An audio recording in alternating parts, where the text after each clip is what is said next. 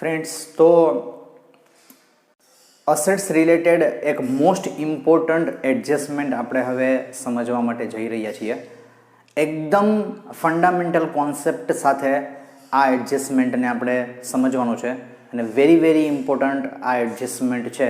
તો એકદમ કેરફુલી આપણે આ એડજસ્ટમેન્ટને સમજશું. શું છે adjustment? Assets sold when depreciation fund is given. જ્યારે તમને ડેપ્રિસિએશન ફંડ આપ્યું હોય અને એસેટ આપ્યું હોય, બંને વસ્તુ આપી હોય, બરાબર, અને જ્યારે એ એસેટ સેલ્સ થાય છે તો એનું એડજસ્ટમેન્ટ આપણે કઈ રીતે કરશું, કઈ રીતે એની ટ્રીટમેન્ટ આપશું એ આપણે જોશું. પહેલાં વ્યવસ્થિત રીતના ક્વેશ્ચન સમજી લઈએ. તમને અહીંયા અસેટ્સ આપી છે land and building. Opening balance છે 4,32,000, ક્લોઝિંગ બેલેન્સ છે 3,60,000. લાયબિલિટી સાઈડમાં અસેટ્સ અને લાયબિલિટી હોય, એમાં લાયબિલિટી સાઈડમાં એક ડેપ્રિસિએશન ફંડ આપેલું છે of land and building. Depreciation ફંડની ઓપનિંગ બેલેન્સ છે 90,000, ક્લોઝિંગ બેલેન્સ છે 50,400, બરાબર. તો આ એની ક્લોઝિંગ બેલેન્સ છે. હવે તમને એડજસ્ટમેન્ટ શું આપેલું છે? એડજસ્ટમેન્ટ આપેલું છે સેલ ઓફ બિલ્ડિંગ ₹25,200. એનો મતલબ એવો થયો કે એક લેન્ડ એન્ડ બિલ્ડિંગ આપણે 25,200 સેલ કરી છે. નીચે થોડી બીજી અધર ઇન્ફોર્મેશન આપી છે કે cost price of ₹72,000 and book value ₹18,000. આ બે વસ્તુ આને રિલેટેડ આપી છે. તો હવે કોસ્ટ પ્રાઇસ શું છે, બુક વેલ્યુ શું છે, પહેલા આને સમજી લઈએ. કોસ્ટ પ્રાઇસ એટલે શું? તો કે જ્યારે આપણે અસેટ પરચેસ કરી હશે અને એ અસેટ પરચેસ કરીને આપણે જ્યારે આપણા પ્રીમાઇસીસમાં લઈ આવીએ છીએ, આપણી કંપનીમાં લઈ આવીએ છીએ, આપણી ફેક્ટરીમાં લઈ આવીએ છીએ, તો આપણને શું કોસ્ટ એ પડી છે એ ઓરિજિનલ પ્રાઇસ, એને કોસ્ટ પ્રાઇસ કહેવાય, બરાબર. એટલે એ 72,000નું એક બિલ્ડિંગ હશે આપણે જ્યારે પરચેસ કર્યું હશે ત્યારે એની વેલ્યુ. બુક વેલ્યુ એટલે શું? તો કે બેલેન્સ શીટમાં આપણે મોટે ભાગે બુક વેલ્યુ લખીએ છીએ, બરાબર. બુક વેલ્યુ એટલે શું? તો કે ડેપ્રિસિએશન લેસ કર્યા પછી જે અમાઉન્ટ આવે એને આપણે બુક વેલ્યુ કહીએ છીએ. ગુજરાતીમાં જેને ચોપડે કિંમત પણ કહી શકાય છે, બરાબર. તો આ ડેપ્રિસિએશન બાદ કર્યા પછી, ડેપ્રિસિએશન લેસ કર્યા પછીની એ કિંમત છે, બરાબર. તો કોસ્ટ પ્રાઇસ જે ઓરિજિનલ પરચેસ કરી હતી એ, બુક વેલ્યુ એટલે ડેપ્રિસિએશન બધો બાદ કર્યા પછી આજે એમની કિંમત, જ્યારે સેલ કરી ત્યારે એમની કિંમત ₹18,000 છે. ઓકે. હવે આ 18,000ની બુક વેલ્યુની એક લેન્ડ એન્ડ બિલ્ડિંગ આપણે 25,200 સેલ કરી છે. તો પહેલા આનું થોડુંક આપણે અહીંયા વર્કિંગ આપણે સમજી લઈએ, બરાબર. આન્સરનો પાર્ટ હું અહીંયા આપણે સમજવા માટે અહીંયાથી શરૂઆત કરું છું. તો આપણને ખબર પડી કે કોસ્ટ કેટલી છે? તો કે કોસ્ટ છે ₹72,000. એની અત્યારે બુક વેલ્યુ કેટલી છે? તો કે ₹18,000, બરાબર. ઓકે. તો બાકીનું શું હશે? તો બાકીનું અત્યાર સુધીમાં રાઇટ ઓફ કરેલો ડેપ્રિસિએશન હશે, બરાબર છે. આમાં કેટલો ડેપ્રિસિએશન રાઇટ ઓફ કર્યો? તો 54,000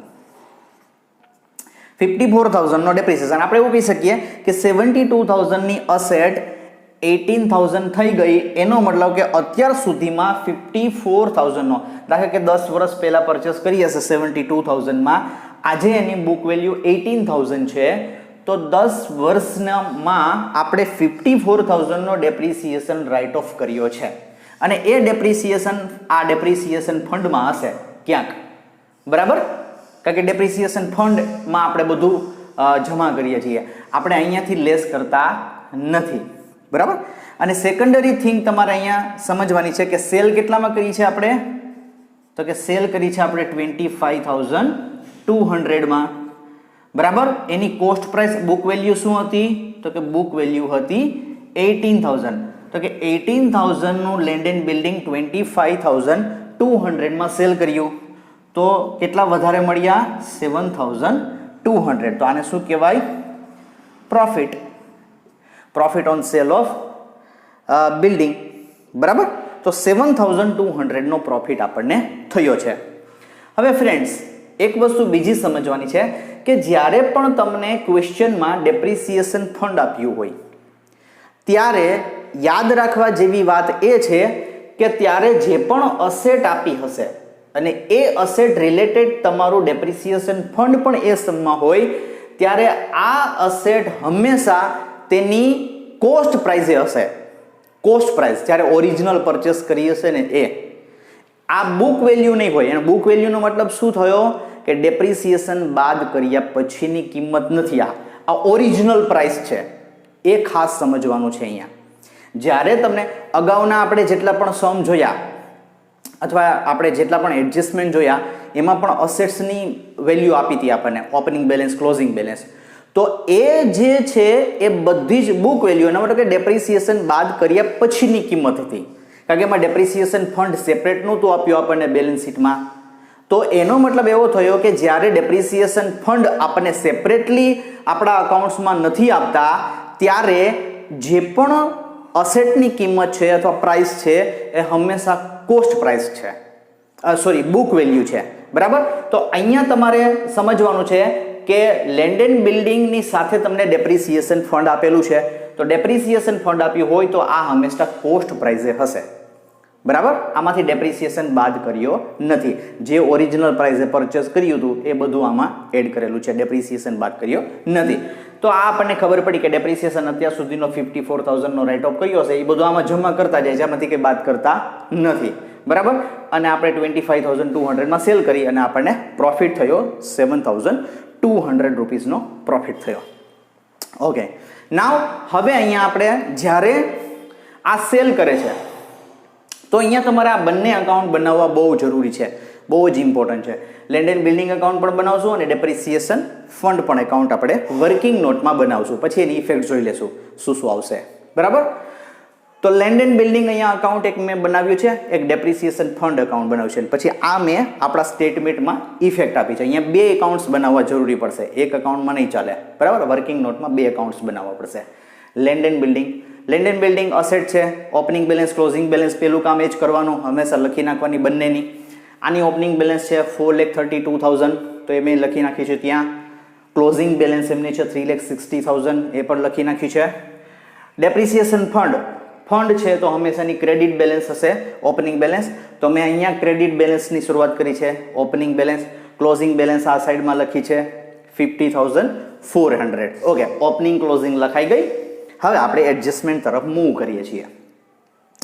સૌથી પહેલા સેલ ઓફ બિલ્ડિંગ કેટલામાં વેચ્યું છે? 25,200. તો સેલ કર્યું છે તો પૈસા આવશે, જનરેટ થશે ફંડ. તો હું અહીંયા બેંક અકાઉન્ટ સેલ લખું છું 25,200. એ તો આપણને બધાને ખબર છે. હવે સમજવા જેવી વાત અહીંયા બહુ મહત્વની વાત છે કે જો ઇમ્પોર્ટન્ટલી આ વર્ડ્સ તમારે યાદ રાખવાના છે. જ્યારે પણ તમને સમમાં ડેપ્રિસિએશન ફંડ આપ્યું હોય અને ત્યારે કોઈ અસેટ સેલ થાય છે, ડેપ્રિસિએશન ફંડ આપ્યું છે અને ત્યારે કોઈ અસેટ સેલ થાય છે, ત્યારે એક રૂલ તમારે યાદ રાખવાનો છે. શું રૂલ છે? તો કે જે અસેટ સેલ કરી છે એના રિલેટેડ અત્યાર સુધીનું જેટલું પણ ડેપ્રિસિએશન છે, કેટલું ડેપ્રિસિએશન છે આનું? 54,000. આ અસેટ 72,000 વાળી આપણે ખરેખર ઓરિજિનલ પ્રાઇસની છે, આપણે સેલ કરી છે. તો એ સેલ કરેલી અસેટ્સનું જેટલું પણ ડેપ્રિસિએશન છે એ ડેપ્રિસિએશન ફંડ એકાઉન્ટમાંથી અસેટ્સ અકાઉન્ટ્સમાં ટ્રાન્સફર કરવાનું હોય છે. Once again I repeat, rule શું યાદ રાખવાનો છે? જ્યારે પણ તમને ડેપ્રિસિએશન ફંડ સમમાં આપેલું હોય અને ત્યારે કોઈ અસેટ સેલ કરેલી હોય તો એ અસેટ્સ રિલેટેડ જેટલું ડેપ્રિસિએશન થાય છે એ ડેપ્રિસિએશન તમારે ડેપ્રિસિએશન ફંડ એકાઉન્ટમાંથી જે તે અસેટ્સ એકાઉન્ટ રિસ્પેક્ટિવ અસેટ્સ એકાઉન્ટમાં ટ્રાન્સફર કરવાનું હોય છે. બરાબર. તો અહીંયા આનું ડેપ્રિસિએશન કેટલું થાય છે? 54,000. તો 54,000 રૂપીસ અહીંયાથી આપણે ક્યાં ટ્રાન્સફર કરવાના? લેન્ડ એન્ડ બિલ્ડિંગ અકાઉન્ટમાં. બરાબર. ઓકે. તો લેન્ડ એન્ડ બિલ્ડિંગ અકાઉન્ટમાં મેં 54,000 રૂપીસ ટ્રાન્સફર કર્યા. અહીંયા શું લખ્યું? ડેપ્રિસિએશન ઓફ સોલ્ડ અસેટ્સ એ આપણે અહીંયા ટ્રાન્સફર કર્યા. બરાબર. તો આપણે અહીંયા 54,000 રૂપીસ ડેપ્રિસિએશનના ટ્રાન્સફર કરી દીધા. ઓકે. હવે આપણે જોઈ લઈએ કે શું આની ઇફેક્ટ આવે છે. આપણું એડજસ્ટમેન્ટનું બધું થઈ ગયું. બરાબર. બેંક એકાઉન્ટનું સેલ કરી લીધું અને ડેપ્રિસિએશન છે ડેપ્રિસિએશન ફંડ એકાઉન્ટમાંથી અસેટ્સ એકાઉન્ટમાં ટ્રાન્સફર કરી લીધો. આટલી ઇફેક્ટ આપણે ધ્યાનમાં લેવાની છે. હવે શું થાય છે તો કે પ્રોફિટ થાય છે. બરાબર છે. કેટલો પ્રોફિટ થાય છે આપણે તો કે પ્રોફિટ થાય છે 7200 નો. તો 7200 નો પ્રોફિટ થાય છે. એ પ્રોફિટ કઈ જગ્યાએ આવે? લેન્ડ એન્ડ બિલ્ડિંગ એકાઉન્ટમાં કઈ જગ્યાએ આવશે? ઓકે, તો આપણે અગાઉના એડજસ્ટમેન્ટમાં જોયેલું છે કે પ્રોફિટ છે અહીંયા પ્રોફિટ એન્ડ લોસ એકાઉન્ટમાં ક્રેડિટ સાઈડમાં લખવાનો થશે અને જે તે અસેટ્સ એકાઉન્ટમાં ડેબિટ સાઈડમાં. તો અહીંયા એક્ઝેક્ટલી જુઓ તમે આ જોશો ને તો 4,39,200 અને 4,32,900 તો આ ડિફરન્સ આવશે. તો એ જે ડિફરન્સ છે એ પરચેઝ નથી. ડેબિટ સાઈડમાં ડિફરન્સ આવ્યો એટલે આપણને એમ થાય કે પરચેઝ હશે, પણ પરચેઝ નથી. શું છે તો કે એ આપણો પ્રોફિટ છે. શેનો પ્રોફિટ છે તો કે આ 25,200 માં સેલ કરીને 18,000 એની બુક વેલ્યુ હતી. તો અત્યારે એની બુક વેલ્યુ 18,000 હતી. એ 18,000 વાળી અસેટ આપણે 25,200 માં સેલ કરી. તો 25,200 અને 7,200 નો પ્રોફિટ આપણે તો આ ક્યાં ટ્રાન્સફર કરશું? To P&L account. આ શું છે? પ્રોફિટ. બરાબર. આ P&L નો પ્રોફિટ. બરાબર છે. ઓકે, તો હવેનો મતલબ કે કોઈ જગ્યાએ આ બંને બેલેન્સ ટેલી થઈ જાય છે, કોઈ જગ્યાએ કઈ બેલેન્સ આવતી નથી, કઈ પરચેસ કે કઈ બીજું છે નહીં. સમજાઈ ગયું? ઓકે, હવે ડેપ્રિસિએશન ફંડ એકાઉન્ટને આ અકાઉન્ટ ક્લોઝ થઈ ગયું. ડેપ્રિસિએશન ફંડ એકાઉન્ટને ક્લોઝ કરીએ અને એમાં બેલેન્સ ફાઇન્ડ કરીએ. તો ડેપ્રિસિએશન ફંડમાં 50,000 ક્લોઝિંગ 50,400 ક્લોઝિંગ બેલેન્સ હતી. 54,000 નું બેલેન્સ અહીંયા ડેપ્રિસિએશન ફંડમાંથી જે તે અસેટ્સ એકાઉન્ટમાં ટ્રાન્સફર કર્યું. તો જોઈ લઈએ હવે બેલેન્સ કેટલી આવે છે તો કે 1,04,400 ડેબિટ સાઇડનો ટોટલ છે એ અહીંયા ટ્રાન્સફર કર્યો. તો આપણું આઈ થિંક બેલેન્સ વધશે 14,400. બરાબર. આ 14,400 નું બેલેન્સ આપણી પાસે બચે છે. તો હવે ડેપ્રિસિએશન ફંડ એકાઉન્ટમાં આ ક્રેડિટ સાઈડમાં જે બેલેન્સ આવે છે એ શું છે?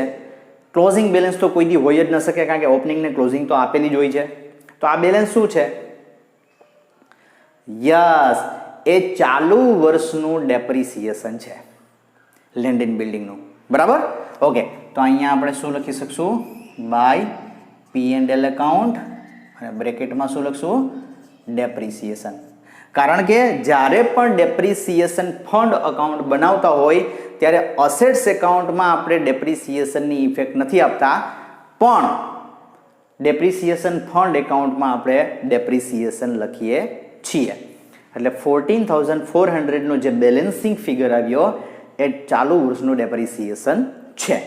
ઓકે, તો આ આપણું ટોટલ ડિટેલ થઈ ગઈ. ડેપ્રિસિએશન ફંડ એકાઉન્ટ પણ આપણું ક્લોઝ થઈ ગયું અને હવે આપણે ઇફેક્ટ્સ આપવાની છે profit and loss adjustment account અને આપણા ફંડ ફ્લો સ્ટેટમેન્ટમાં. ઓકે, તો સૌથી પહેલા બેંક અકાઉન્ટ આ સેલ કરી તો આપણે સોર્સિસ ઓફ ધ ફંડ તો cell of land and building 25,200 બરાબર સોર્સિસ ઓફ ધ ફંડમાં લખશું. પછી આ P&L એકાઉન્ટ છે, જુઓ અહીંયા પ્રોફિટ 7,200 નો. તો પ્રોફિટ એન્ડ લોસ એડજસ્ટમેન્ટમાં ક્રેડિટ સાઇડમાં profit on cell of the land and building 7,200. હવે ફ્રેન્ડ્સ અહીંયા જુઓ, અહીંયા પણ એક ડેપ્રિસિએશન આપ્યો છે તો 54,000. તો આપણે એમ થાય કે સર ડેપ્રિસિએશન ત્યાં આપ્યો છે તો એને પણ P&L માં ઇફેક્ટ નહીં આપવાની? નહીં, આ ડેપ્રિસિએશનની ઇફેક્ટ નહીં આપવાની. શું કામ? કારણ કે એ ડેપ્રિસિએશન કરંટ યરનો ડેપ્રિસિએશન નથી.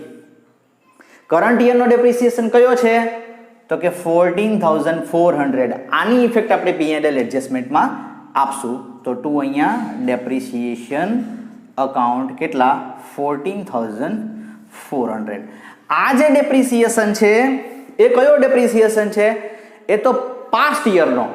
આ જે 72,000 ની અસેટ જે છે એની અત્યારે વેલ્યુ 18,000 થઈ ગઈ ને, તો પાસ્ટ યરમાં રાઇટ ઓફ કરેલો 54,000 નો રાઇટ ઓફ કરેલો ડેપ્રિસિએશન છે. અગાઉના વર્ષમાં માંડવાળ કરેલો 54,000 નો. બરાબર. તો એ 54,000 નો ડેપ્રિસિએશન આપણે અહીંયાથી અહીંયા ટ્રાન્સફર કર્યો છે એટલે એની ડબલ ઇફેક્ટ આપી દીધી છે. એટલે કરંટ યરમાં એની કોઈ ઇફેક્ટ છે નહીં. કરંટ યરમાં કરંટ યરના ડેપ્રિસિએશનની ઇફેક્ટ આવશે. તો આ અતિ ઇમ્પોર્ટન્ટ એડજસ્ટમેન્ટ છે અને આ પ્રમાણેની ટ્રીટમેન્ટ આવશે. ડેપ્રિસિએશન ફંડ એકાઉન્ટ પણ આપણું ક્લોઝ થઈ ગયું છે અને એની P&L એડજસ્ટમેન્ટમાં અને ફંડ ફ્લો સ્ટેટમેન્ટમાં પણ એની ઇફેક્ટ અપાઈ ગઈ છે. ઓકે, તો ફ્રેન્ડ્સ આ એડજસ્ટમેન્ટ બહુ ઇમ્પોર્ટન્ટ છે અને ફ્રિકવન્ટલી તમારા ક્વેશ્ચન્સમાં હોય છે. તો વારંવાર એવું લાગે તો પાછો પણ વિડીયો તમે જોઈ અને આ એડજસ્ટમેન્ટ સમજી શકો એમ છો. અને છતાં જો તમને કોઈ આ રિલેટેડ ક્વેરીઝ હોય તો તમે મને કમેન્ટમાં લખી અને મોકલી શકો છો. હું ડેફિનેટલી એમને સોલ્વ કરવાનો પ્રયત્ન કરીશ. Okay, thank you.